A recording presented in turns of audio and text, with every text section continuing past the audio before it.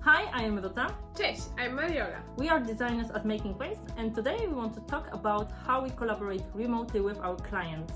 Remote work is not a new thing for us, we do that for years, and we want to give you an overview of the tools, practices and approaches that we use daily. We divided this topic into 3 parts. The first 2 videos will be focused on how we handle the ideation and design process remotely. The third one will cover communication and project management aspects in remote collaboration. Let's start with the first one, where we will tell you how we handle remote workshops. First, we want to tell you why exactly we run the workshops.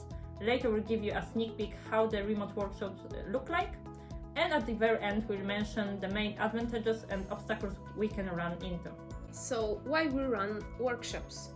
Either it's online or offline, workshop is an excellent tool for collaboration.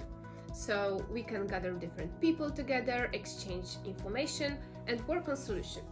It's a part of our process almost for every project, and at various stages we run the workshops. From our experience, this is the best way to start the work and discover challenges, also iterate on ideas. We run different kinds of workshops, such as design sprints, innovation jams, brainstorming sessions, to name a few, but we always adjust them based on needs that our clients has. Our role as a designers is to prepare and facilitate the workshop. So it means that we design the exercises and decide on tools that we want to use beforehand. So what we exactly do before the workshop? The first thing is defining the goal. We name what we want to achieve and then design the exercises that lead us to achieve that goal. We decide on participants and sometimes even prepare homework to be more efficient during the workshop. It's important for us to keep a good level of dynamic during the workshop, so we prefer smaller tasks over complicated tools. And if we need to go through a complex decision-making process, we are trying to divide it into smaller parts and focus on one step at a time. What we do to run them smoothly online? First of all, we prepare the workspace, the virtual workspace before, and the tool we use for that matter is called Miro. Miro is a live collaboration whiteboard tool that works perfectly for that purpose. So why we use Miro? First of all, it allows us to collaborate in real time, so we can see each other's cursors and what everyone is doing at the very moment. It's pretty intuitive and easy to use. Most of the people, even if it's their first time with Miro, they know how to move around. Also, we always introduce warm-up exercises that helps everyone to practice basic options. And also, one of the biggest advantages of Miro, we have all materials from workshops in one place. We follow a few rules that help us go smoothly through the process. Online meetings can be exhausting, so we never make one session longer than 4 hours per one day. We divide workshops into smaller parts and make sure that after each part there is a short break. We keep our cameras on so we can feel that we are in this together, but we also use gestures to keep the communication on the call organized. And the most important is to stick to the plan and the time.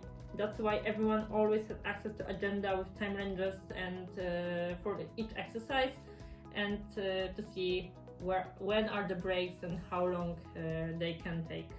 After the workshop, we gather the materials, analyze them, and together with the client we decide on the next steps.